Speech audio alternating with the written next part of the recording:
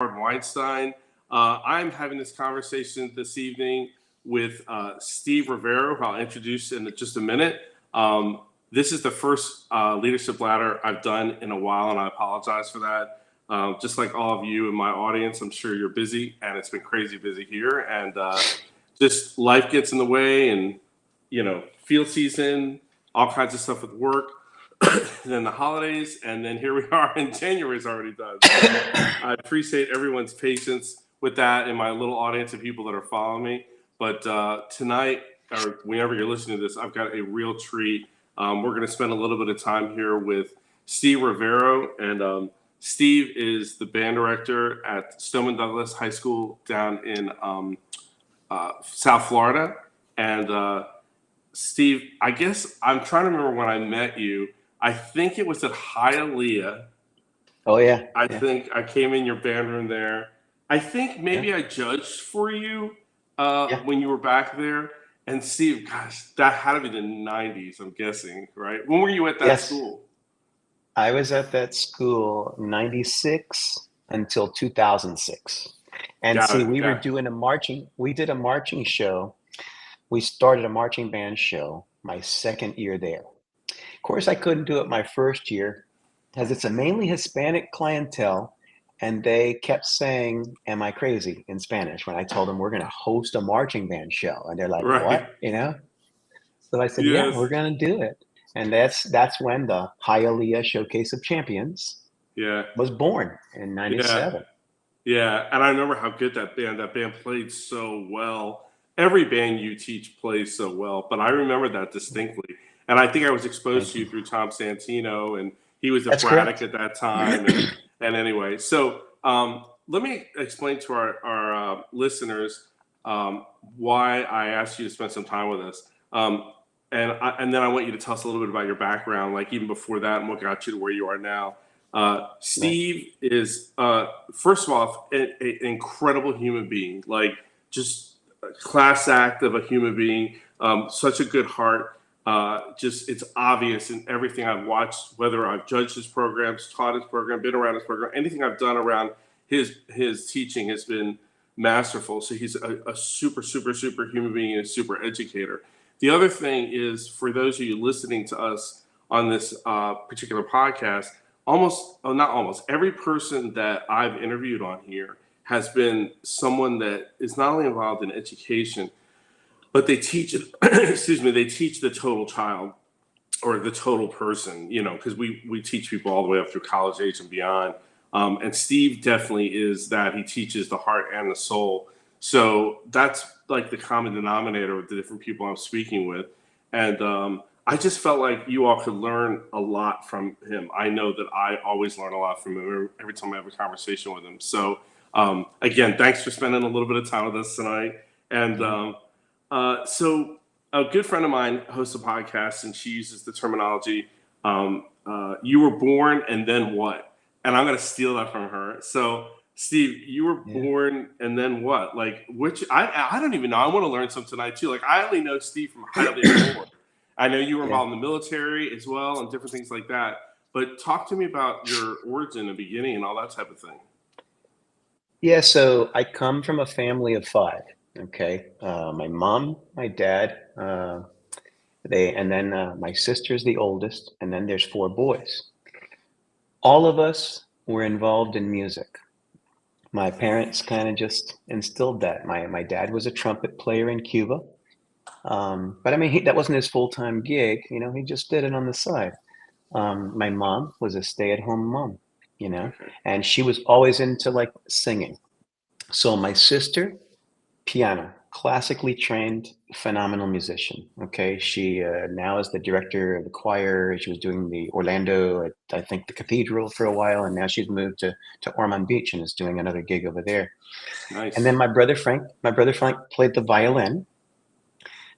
He did it throughout high school, okay, but he also played football, so he didn't have to have a conflict with marching band. He was a musician playing violin because he played football, and then he joined the military. Not in music, just in another discipline. My brother Mike, a drummer, okay, drum set player, played percussion and band throughout high school and college. Okay. And then my younger brother, Eric. Eric, Mhm. trumpet player. In fact, Eric and I started our instruments right around the same time. I think I was in fifth grade, and Eric was in second grade. And Eric was on trumpet, and I was on trombone. And I got a picture of the two of us at that age, Nice. Love that. standing in front of my dad's jukebox, which people don't probably know what a jukebox is. But And where standing in was front of my the dad, where were you living at this point in time? I was Where were living you in raised? Miami. You were in Miami. Miami. Okay. Okay. Yeah, I was born in Miami and in the Southwest area. Went to Village Green Elementary School. Then I went to Green Glade Elementary School because we moved. Or I think there was a boundary change. No, no, we moved. Yeah, and then I went to W.R. Thomas Junior High, not a middle Yeah. school. Yeah. And Hank Dewhurst was my band director, and Henry Dewhurst, but they call him Hank. Uh, I said, that's a cool gig. And I was inspired at a young age. And then he left after 1 year. I only had him for 1 year. And everybody was like, beside themselves because he was the deal. I mean, he was a Yeah. wonderful educator. But he left. I think he went on to teach high school. So then Myra Castaneda came in, who's now So was Myra that Myra Cobia. Cobia? She was your band director?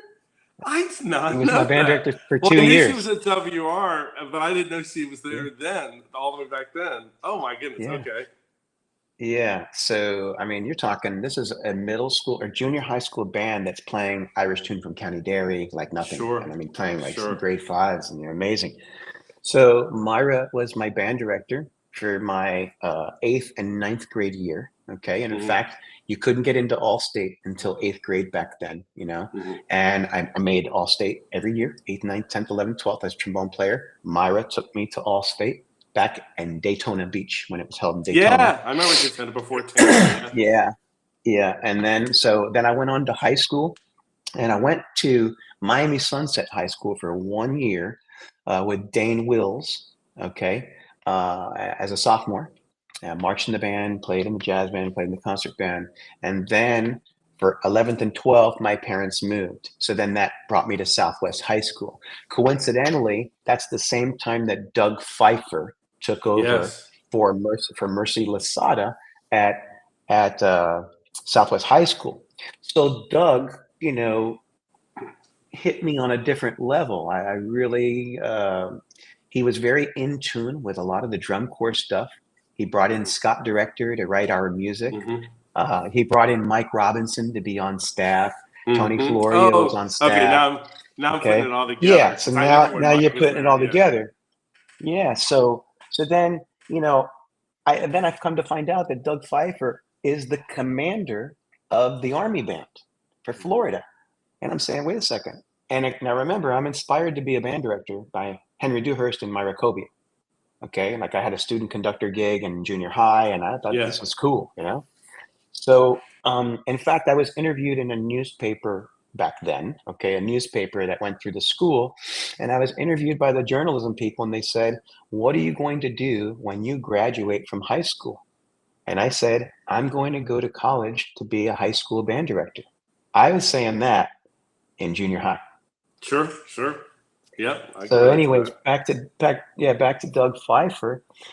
Again, he's exposing us to these people that are like the real deal back then with marching bands and great music arranger. And then he's doing this army band thing, and he says, "Why don't you come sit in with the army band one day and check it out?" I sat in, and I thought it was the coolest thing in the world. And you could still be a civilian Hmm. and do that part Hmm. time. Hmm. And I was like, wow. So guess what? My senior year comes now. Now I'm drum major of the high school band, which Doug said he would never let me be drum major because I was too good a player and didn't want to lose me on the field. Heard that many times. Yep. So I ended up playing the solo for Slaughter on 10th Avenue from the podium on the trombone. And then he was cool Yeah. about Gotcha. it. Yep. Seen that done before too. Yep. Yeah. So Got then, September of my senior year, I joined the 13th Army Band. I raised my hand. I enlisted because they have this delayed entry program. And so I could be making some money gigging with the Army Band, but I don't have to go to basic training until I graduate from high school. So I did that. And then it's funny because as I progressed along and I'm getting close to graduation, Doug starts to tell me, "You're going to replace me when I decide to retire with the Army Band." And I said, "What are you talking about, man? I'm a trombone player, Yeah, and I'm yeah. going to be a high school band director." He says, "You're going to be my replacement." So I graduate from Southwest in '86. I go to basic training to Fort McClellan, Alabama. I come back home. I start school. Okay. And then I land a gig playing with a Latin American star named El Puma, Jose Luis Rodriguez. Pretty cool experience. I'm young and I took the gig. So I stopped college Where were you and then going I to was on the college at road. that point? Miami-Dade Where were you? College. Miami Dade. Okay. Miami-Dade South. Yeah, Miami-Dade South when John Giorgini was at Miami-Dade South and Dave Brubeck had just gotten there. Okay. And Hmm. Miami-Dade College back then, they were regarded as like the funneling group to UM, especially for the jazz band. John Giorgini's jazz Right. bands were such a big thing. They called them like the mini CJB down in the South. So anyways, I went to school at Miami-Dade, but I pulled out because I got this gig on the road. Fast forward 4 years, okay, and I wish I didn't do it now, okay, but fast forward 4 years, and I say I can't do this living out of a hotel anymore, and a briefcase, a suitcase, and stuff. And then I'm still teaching marching band, by the way, on the side. I'm Right. I'm Right. teching, Doug Pfeiffer's marching band at Southwest. I'm doing music, I'm doing visual, everything. I'm writing show and all this stuff. Okay, so and I'm doing that while I'm gigging out of town, and then coming back and I'm there during the beginning of the week, and then I leave in the end of the week. Mm. So I got tired of that, couldn't do it anymore. So I went back. My brother Eric says, "Hey man, what are you doing today?" I said, "Well, I don't know." He says, "I'm gonna go over to Miami-Dade and audition. Why don't you come?" And I go, "You know what? I'm done with this on the road thing." So Eric is the reason It was timing. I went with. Correct. I went with Eric. Miami-Dade gave me a full scholarship. So I did Dade for 2 years. Actually, I think it was a year and a half. And then I transferred to U of M, okay, in 92. In 92. Uh, Gary Green hadn't gotten there yet, okay. I had one semester with David Gray, who did the Wind Ensemble. And of course, I was studying with Charlie Campbell because I took private lessons with Charlie Knight. And that was another funneling thing. You take lessons with Charlie Knight, you're destined to go to UM and you're going to Mm. be with Charlie Campbell. That's just the way it Mm. was. So now here I am finally doing what I said I was going to do in junior high, and I'm now studying now to be a band director, be a high school band director. So I graduate from University of Miami. I'm still in the Army band now, by the way. Okay, Right. Right. because that's not a bad deal. That's one weekend a month, and then like 15 days out of the year extra. So I graduate from University of Miami. There's not one high school gig open in South Florida, What or year was really that, South Steve? Florida. 95. 95. Okay. 95. So I was living in Kendall. That's not far from University of Miami.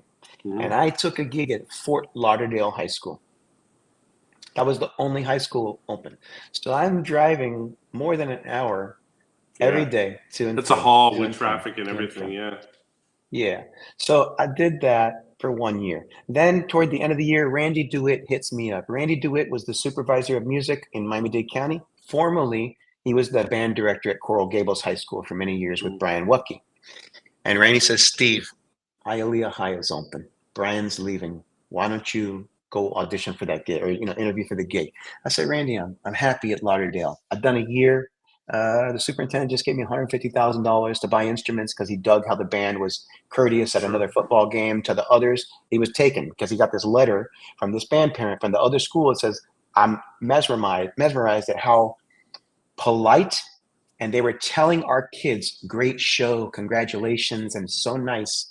That gave us $150,000 to get new I gear. love that. That's awesome. Yeah, man. So it's like I'm thinking I don't want to dip because I'm now a year in and I'm not a jumper. I like to put Yeah. myself in and see what I can do. Randy says, "Take the interview. It's good for you anyways. Good experience." I take the interview. Spend 2 hours with Carmen Maristani, who's my principal, and she offers me the gig right there. And I turned it down. And then she says to Randy, "Please go talk with him. See if you can convince him." So Randy and I go to Bennigan's, okay? And we sit down and Randy starts doing his thing, writing down how much time I spend in the car. And then he adds it up per month and he adds it up for the year. He's like, look, man, look at this time. And you know, That was smart. my back to him, my back to him was, well, I listen to all my recordings and I don't like how I teach and I'm trying to fix that, you know, because I don't like how I sound and it's a great time for me. And Randy's like, Steve. So we go back the next day and I accept the gig. I stay there 10 years now. Yeah. Okay. Took Hialeah High to Bands of America. First time they ever go in 1998. We did the Planets. And I went to a super regional, my first time ever going to Dance America. I went to the Atlanta regional at the Georgia Dome. Okay. And Miami Coral Park was the big deal then because they just did the BOA thing. And then we went and we were 1.5 from them and we just missed finals. And then that's when Mike Dressman came over and says, yeah, you're Rivero. Good job, you know? And because there was a tough crowd back then, man, you know, they weren't as like we are now. Okay, so open. It was very territorial back then. Yeah, but I was never that type of individual, you know. So anyway, I spent 10 great years at Hialeah High, and then I got hits from 3 different people at the same time. It was about April of 2006. I got a call from New World School of the Arts. I got a call from Flanagan High School, and I got a call from Cooper City High School. And I said, maybe this is a sign. It's a 10-year mark for me. So I took the interview at New World School of the Arts. Howard, no marching band. Teach 3 classes. That's it. 2 theory classes, 1 concert band class. No after school things at all. I went down there, did the interview. I wasn't impressed with the place. I found that the climate wasn't me. It's not a total high school. It's not. And I'm always been the total high school person. You're a total high school educator. Yeah, you know? I get that. Yeah. Totally. It's an art school. It's a different. It's great at what they do. It's just a different thing. Yeah. So then I don't respond. They offer me the gig. I said, well, I'm going to speak with my wife about it. So I go interview at Flanagan. Now, Dean, Tommy talking to me about Flanagan. There's multiple band directors. I can have a better quality of life and we can certainly do more. And we can go further than, you know, I was at Hialeah. So for people who don't know, he's talking about Dean Broadbent and Tom Santino. Yeah. Yeah. Dean, you know, my color guard director still, by the way. And Tommy Santino, just a great friend, another great educator, brilliant mind, you know, both of those guys, brilliant minds. At any rate, Tommy was telling Dean, you need to get Steve, you know, and then Dean reached out to me. And then I came down, interviewed at Flanagan. And I would be the head director, Dean's an associate director, and Rick Miles was the other associate director, but he was getting ready to leave. Yeah, I remember. He's getting ready to leave, and then I could pick whomever I want to come in the next year, you know? And Rick was a great guy, but he was getting ready to retire. Anyways, now I stay at Flanagan 10 years, okay? But I got to tell the Cooper story real quick. So I decide to accept the Flanagan job, okay? After 2 hours with the place. And then like the principal gives me a little tour and the band room, the wing kind of smells like BO. It's beat up. It doesn't look good. And my wife came with me to the interview. And as I'm walking through, I'm kind of breathing heavy. I'm like, because I'm looking out and my wife is hitting me, telling me, because, you know, to stop doing that because the principal's here, you know. And so she takes me through the band room and I just look and whatever. So I leave and my wife says, I told her, I think I like this gig. You know, I think this is really good for us because there's 2 other directors, you know, and I can split time, you know. Right. She says, I'm okay if you take that gig as long as you know you're not going to get it done, everything you want to get done in the first year. Yeah. And, you know, she's right. So I then called New World and said, I'm declining, which she couldn't believe that I'm declining the job. I said, thank you very much.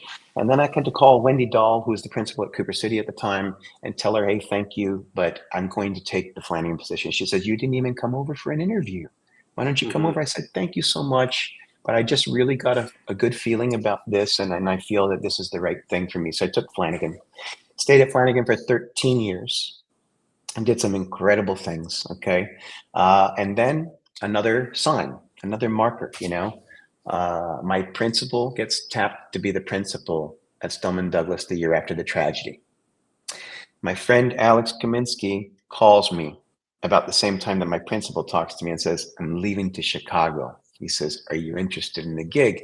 And I told him, no, I'm not, because I've said no to that gig twice because there's only one band director at Stoneman Douglas High School. And I won't ever go back to that again.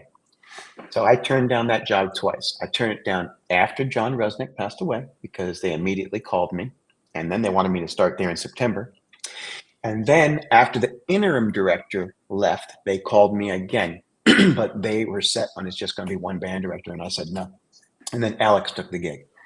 In fact, Alex and I had a meeting with their band parent president. And he said, if you could convince the principal to get two, I'll do it with Alex. Didn't materialize. So Alex did the gig for 4 years. Now he's leaving. I asked him, is it still one band director? He says, listen, man, your principal, I hear, is going to be the principal there. But then my principal talks to me and says, I'll give you everything you have here at Flanagan. So I have Robbie as my full-time associate director, and I have Dean as my full-time associate director. He handles the color guard aspect. Robbie and I handle the band. And now, 5 years into the gig, here I am. Sorry, that was a little longer, Howard. I No, apologize. it's all right. No, don't apologize. It's your life. You're proud of it. You've done great at it. I get it, and good for you with three directors like that at a program. That's a lot of people would love to have that. I know that. I know they would, and I'm very thankful for what I have, and that's why I know sometimes when they can't do something for me, I look at it and say, well, like I know what they do for me here, and I left out the Army stuff throughout. I continued to serve in the Army Band, the 13th Army National Guard Band. In 1995, graduated from UM, obviously, started teaching at Fort Lauderdale High School. Doug asked me to start conducting the Army Band. So now I'm conducting the band as like a senior sergeant, okay, because I've already been in since 85, okay. Doug retires in 2009, and what he told me took place. I then went to Warrant Officer Candidate School, and the Sun Sentinel did a story on us of the former band director passing the baton to the current band director. And I took command of the Army Band then, and I stayed in the Army Band until just this past June. This past June, I submitted my packet to retire with 38 years of service, and they stamped it official in September. My last concert with the Army Band was, my last concert was with the Army Band was April 1st in St. Petersburg. We did the Music for All Ignite Festival, and we were the feature group there, and it was a wonderful concert. I did 2 premieres in addition to Americana type stuff that people would expect an Army Band to do. I did a Florida premiere of Dennis Eunice's Un Cafecito, and then I did a Florida premiere of a piece that my son Robbie wrote called A Homily of Peace and Hope that Braswell High School from Texas premiered at the Music for All Festival last year. Nice. Very cool. Yeah, I'm familiar with the Ignite event. I think we had our tribal program there as well. I saw Kevin. Yeah, I saw Kevin. We had both there. Chuanatom was there. So one of the things I wrote down when you were kind of talking through your career and whatnot was, I know your drive, and I know the way you've been able to make programs very strong very quickly. And you said when you were considering, I guess it was Flanagan, that your wife said to you, that's all good, but as long as you understand you're not going to be able to accomplish everything you want in the first year. And I'm guessing, Steve, that's kind of like a curse and it's a good and a bad. Talk to me a little bit about that, because that drive piece and that passion and that grit is, I think, something that you pass on to your students, and it makes them good fast. Talk to me a little bit about that and how you've been able to make that work in a way that's been helpful and not getting your way, if that makes sense. Listen, I think it's always about, the 3 ingredients of a successful program. My 3 ingredients of a successful program, okay, are you got to have great teaching, okay? So whoever you're putting in front of your group or me, anything that I do, it has to be great, high-level, inspiring teaching, okay? The second ingredient, okay, is repertoire. What you're doing has to be the best thing that's out there right now at this time because you chose it. So it must be the best thing, okay? And it must be challenging for the students, but not something that's not achievable.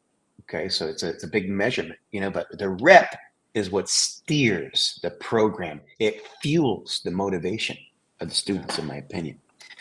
And then the last thing of the three things in my book for a successful program is great students. You have to have great students. You have to empower the students. You have to make them stakeholders and believers of it. That was the success, in my opinion, of Hialeah. Those kids didn't have resources.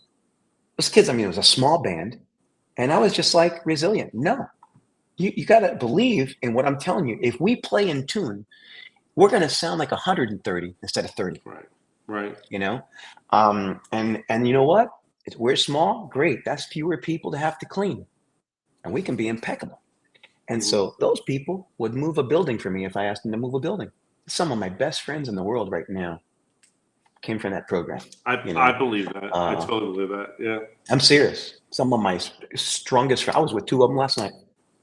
I mean, one of my strongest friends came from that program. And I recruited several of them into the Army Band as well. But I just think those three ingredients are what I try to always bring to the table.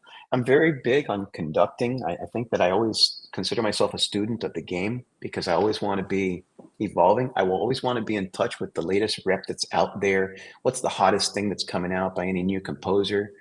And I like to present it to my students, if it's achievable, for them, but it does push them and inspire them for great artistry, and I don't know. I'm looking at the question that you asked me and that's the first thing that came to my head Well, as I want to to unpack. I want to unpack an area of that because, I mean, yes, the great teaching, obviously, not obviously, but obviously in a way, the repertoire. I equate that in the wind ensemble and symphonic band and choir and everything else. The composers are selecting, and I like what you said about challenging yet attainable. You want to be smart, and then of course with the pageantry arts, programming has everything to do with that and the design. And we see people make good choices and sometimes not. But the thing that really yes, sir. sparked me that you said was about the students being, I love the terminology you use, stakeholders in the program. How do you Yeah. inspire that piece of it? Because to me, I think that's a differentiator for you. And it's obvious when I watch them on stage, on the field, what you all just did Macy's on national television. Like, I can see that they have ownership in that program. How do you inspire that from the inside out? Yeah, I think it's that sense of ownership and it's a sense of pride. Okay. And it's also where I empower them. I said that before because I always say to parents every year at the new meeting, this is a student led program. If something were to happen to me tomorrow, these guys know what to do. They know if it's during the class, 4 minutes after that tardy bell, there's going to be a downbeat because the band captain will pick somebody to do the warm up. Okay, because it's always a student that's going to do it. If I'm not outside, let's say to begin something, the leaders know that the stretch has to begin at X time. So it's this constant lead by example. So the great thing is when we get the freshmen in, I always have a freshman meeting with them. I have lunch with them during band camp. And I tell them, you can ask me whatever you want. I'm going to talk to you a little bit. And I try and break the ice with them some, but I tell them it's a student driven program. I know that you're not necessarily used to that in the middle school. I need you to trust me. And I'm asking an ask of you before you even get here. And before you even really know me, I'm asking something of you. I'm asking you to trust me because you are going to be in their shoes sooner than you think. And you will be empowering and leading and modeling and inspiring the next generation of freshmen, et cetera, that come in. And so it's just this kind of, I think, a wheel that just continues around. And, we're always still looking for that next best thing. And we're always trying to improve upon maybe what we did this past year. In fact, when I meet with potential leaders of the next year, I ask them, who is the best leader in the program for you? And then I say, okay, who really didn't do it for you? And I said, it'll stay with me. I'm curious to know. And I ask him some candid questions, like that. But again, see, and then I give him another scenario. I say, well, what would you do if you had this little scenario come up?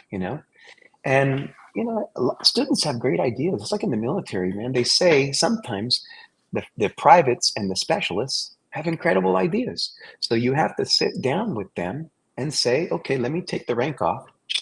I'm just going to be with you and let's Right. just talk. And if you have a great idea, great. My sons are in my band right now. So one of my sons, Adam, commented to me yesterday on the way home, and rehearsal didn't go too well during the day yesterday. So I had to get on the students a little bit, about their responsibility to come to Hmm. class with their music prepared. I said, that's not a job to do that, and I have an expectation. And that's another thing, Howard. I don't have any rules in my program because I don't use the word rule at all. In fact, I say there's only one rule that we have. You want to know what it is? I go to have fun. And I go, but having fun comes with a great responsibility. I said, but that's the one rule in the Eagle Regiment is to have fun.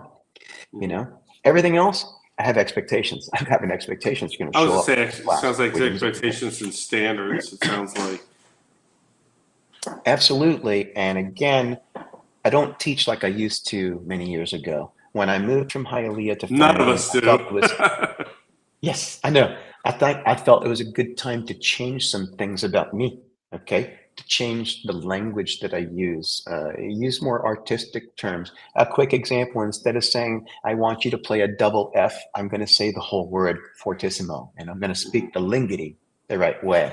So then, same thing when I moved to Spelman Douglas. I changed things as well about me. And not that I really had to change that much. It's just some things that I said, you know what, now's a chance because now it's a new group. They don't know me. And it was a tough first year at Spelman Douglas because they really felt that they knew it all. I have to tell you, that was a tough first year at Spelman Douglas. Um, and then COVID hits, Yeah, yeah, and I think COVID, pandemic, and everything else, and I think first year in any program, you're learning them, they're learning you, that whole thing. But what I do love yeah, that what you just said is you approach them as leaders from the minute they walk into the band room as ninth graders. You don't wait till they're absolutely. like juniors Yeah. and seniors. Is that what I'm hearing? Absolutely. And see, that's something that I had to remove at Spelman Douglas because it was a very condescending culture. It was a threatening type thing, a running laps and push-ups. I stopped doing that stuff when I got to Yeah, Flanagan. I mean, that's one of the things I stopped. I said, quite frankly, we don't have time for that. I tell my staff, you know what? You need to teach better, be more effective, and then we wouldn't yeah, have to go through that business. right, right. So, and again, just always inspire students. So at Spelman Douglas, I got there, and I give you a quick little story on this. This is like my first day there, first day of band camp. I'm sorry. I got a parent that calls me around noon and says, hey, I have a problem. You the band director? Yes, I am. Nice to meet you. My name's Steve. What can I do for you? You know? Well, one of your leaders called my son, who's a freshman, a blanking idiot because he couldn't play his part. I said, ma'am, I apologize. Do you know who that was? And then he told me. I said, listen, I'd like you to please call me right after 2 p.m. You pick the time, it doesn't matter. Okay, but just call me after 2 p.m. Give me that time because I'm going to speak to this student and I'm going to Student, rectify yeah. this. Okay, you know. So, and by the way, this student actually, I believe he was a sophomore, not a freshman, because the year before the student was an alternate when I wasn't there. Hmm. And when I came to Spelman Douglas, moved that. I said, I'm a father and I'm a band director. There will be no alternates. Everybody's in. And several parents clapped, immediately on that because it's just my philosophy. I think the wind orchestra, the symphonic winds, the concert band. Well, there's replacement there, and there's different levels, and we place them accordingly where there should be. The marching bands, everybody's in, but that's my thing. Everybody's in the marching band. So anyways, I had to pull this student in. I talked to him and I say, hey, how you doing? Mr. Rivero, pleasure to meet you. Your name is, he tells me, and he says, he's like a lieutenant or something like that. I said, listen, I had a call from a parent. Did you call so and so, a blanking idiot, you know? And he looks at me, he's like, well, was that wrong? And I'm like, yes, it was definitely wrong. And I said, and I'm the guy that's in the military, and I don't speak that way. And we're not going to speak that way. We're going to lose that because that does nothing for anybody. Right. And then so I ended up, the lady calls me back. I apologized to her, and I'm apologizing to somebody on my first day of band camp that I didn't nearly do it, but I told her, I promised her I would get to the bottom of it. She called me, I did, and then I had to have a meeting with those leaders whom I did not pick, you know, Yeah, you or inherited them. students didn't pick. I inherited Yeah. them, and I let them know, listen, I'm the guy in the military, but I'm not around here using that language, and we will not speak to people that way. I want to be clear about it. If you do, I'm going to have a conversation with you, and again, I'm going to hold you to a higher expectation than you think, and a Right. higher level than you Right. think. So, I had to like kind of nip that in the butt, and that, that was a little tough too. And then you get these juniors and seniors that are telling me stuff like, well, Javero, don't you think we should be doing this right now? And I kind of play light with it and say, listen, I have an agenda and we will get to that. And then maybe they'd get a little resilient with me, and then I'd have to spin it on them and say, listen, let me ask you something. How long you been a high school band director? And then I would smile at them because I didn't want to play down like I'm talking. How long you been a high school band director? What, like 10 years, 15 years, 2 years? Oh, no, I'm sorry. You're a junior in the band. Okay. So listen, you throw me a little latitude, please. If I don't get to it later on, let me know and mention it to me, but I guarantee you that I will. But I have an agenda, and I'm going to go about my agenda the way I feel that I need to in the best interest of the program. Right. There's a keyword, couple keywords: the best interest of the program, the best interest of the program. Love It's that. all for Yeah. it's all for the program. That was the thing, Hialeah. It's all for the program, always, Yeah. The and program's the top. The program as a whole is the top priority. absolutely, man. One of the Yeah, things you also said too was, um, you want to remain a student of the game. You wanted to get better with conducting. You wanted to get better with literature exposure. You wanted to like you strike me while all those statements as being learning based, which yeah, in my absolutely. eyes makes you a stronger educator. Um, how do you go about staying learning based in the day to day grind of what we do as music educators? It is tough, but you have to continue to be motivated.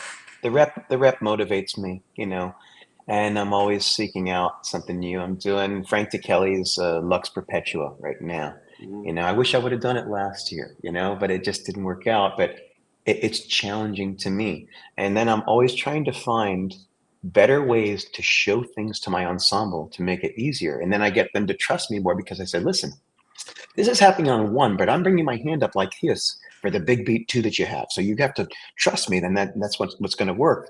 And so again, we have this trust. And then now little by little, you get the eyes that are looking up more and doing the 90-10. The 90-10 is 90% of the time they're up. 10% grab, go back up. 10% grab, go back up. 90-10 ratio. Because again, they start Versus the other learning way music. around, Yes, sir. which you Absolutely. sometimes see. Which you sometimes see. Yeah. So, that's kind of it. And the whole student of the game, yeah, I do a conducting clinic with Rob Carnahan every summer. We facilitate the clinic. It's called the Maestros, a summer conducting workshop. I've been doing that for a while. I just did a thing for Palm Beach band directors. It was supposed to be a one-time gig, opening a school, and it was a motivational thing, conducting, really using the baton as a teaching tool, believe it or not, and using your hands and not having to speak and so much and stuff like that because you could show it. So Roby George accompanied me, and we did it together. And the supervisor of music asked us to do another session. So we Nice. did another session on another teacher workday, and that went so great. I'm doing another session February 19th. That's going to be the third conducting session. And then I was just conducting Jupiter High School's concert music camp this past weekend. And one of the teachers that was at the clinic was there just observing. And then I ended up saying, hey, what are you working on? She told me, she said, yeah, I'd love to get together. I can come down. I said, well, I got some time right now. I'm on a dinner break. I go, come on, let's go do it. And so Mhm. she was mesmerized about a couple little things that I just showed her to try, and she loved it. So I love that when somebody gets it, you know And yeah, just like with teaching, man, when it finally clicks, and then you see this little look in their face, and you see this spark, and then I just look at them and I go, and I don't even need to say anything, but I just You go, don't you don't need to. You don't need to. That's awesome. yeah. So, Steve, so we're starting to wind out on time here. I do want to ask you one more very, very important question that I think will be helpful to our listeners. And keep in mind, we've got uh, people working to be music educators, already music educators, people teaching drum corps, winter guard, pageantry arts, all the above. Um, what is one thing, if you could tell yourself at the very beginning of your career, that you know now really confidently regarding approach, functionality, being an educator? What would you tell your 20 something year old self um, that you now have perspective on after all the years of success and great programs you've had? Balance. Balance in life, balance on the podium, a balance, okay? Um, you have to learn how to say no politely and smile because you can't do everything. Um, I think it's important not to just talk band every day, you know. I think it's important to do other things. Um, I just also would say, there's no need to practice 4 days a week. In life, if you tell yourself you have this long to do it, okay, you're going to take it. But if I say, no, listen, we got this long You got and it. we're going to make it happen, that's the thing that I would tell myself if I would, start teaching again, and I'd be that voice. Because when you start in your profession, you want to conquer the world, but you don't have all the ammo to conquer the world. The ammo is going to come from trials and tribulations, from successes and failures, from lessons learned. That's where it's going to come, from lessons learned. You don't have any lessons learned right now. Hmm. That's what I would say, and a balance, Uh, there's no need to be doing this 24/7. Um, Balance. That's what I would say. I You gotta have love a that. balance. I love that. I would have loved that at the beginning of my career as well. Trust me, 1,000,000%. 1,000,000%. Totally. It's very, very common that we lose sight of that, lose perspective of that, because we want to achieve and we think that time is the way to make that happen. And oftentimes, time is not it. It's what you're doing with that time, right? So, Listen, man, we're gonna go back to Grand Nationals. I just did the registration today. Okay. mhm, Um, and of course, I would like us to do better. I'd like us to be able to perform 3 times, and we're strategizing to be able to do that. right. But it can't come at a cost that I sell my soul to all of that. It can't. We Well, and have not to be just you, your whole smarter. staff, your kids, your It's family, it's um, correct. the band members, everybody. Yeah, yeah. Yeah, it has to. We just have to be smarter. And I say that people think we're smart already. Well, I say, guess what? I'm still trying to be smarter. I'm trying to figure this out. And I watch my colleagues that are in that pond, and I observe. I look and I listen and I observe, and I say things like, "That's a great idea. That could benefit us." Right. Lessons learned. That's a military thing. Lessons learned. Yeah. Yeah. That you always assess afterwards, and then you develop the lessons learned, and they kind of document it for whenever you go to do that particular mission again. Well, I can look back and what did we learn? Oh shoot, we need to arrive with this. We got to do that. All that stuff. Uh, Yeah. so Yep. No, I hear you loud and clear. Well, listen. If my listeners want to get to you or find you, what would be the best place? You have a website, your band, if someone yeah, wants to talk to this you. this Yeah, look up Eagle Regiment, the Eagle Regiment, Stoneman Douglas Eagle Regiment. And if you put in just simply eagleregiment.com, that would take you to our website. My contact info is on there. And Beautiful. it's current because I've got it updated as the Chief Warrant Officer for retired Steve Rivero, that part of my bio. There you go. There you go. Awesome. Yeah, I love that. yeah. Well, listen, Steve, thanks for spending the time with us on the podcast, and looking for great things for you in the rest of your career and as you move forward with life. Thank you so much. Thank you. Thank you, man. A pleasure to be there, all right? All the best. There you I'll go. talk with you soon, my friend. All right, buddy.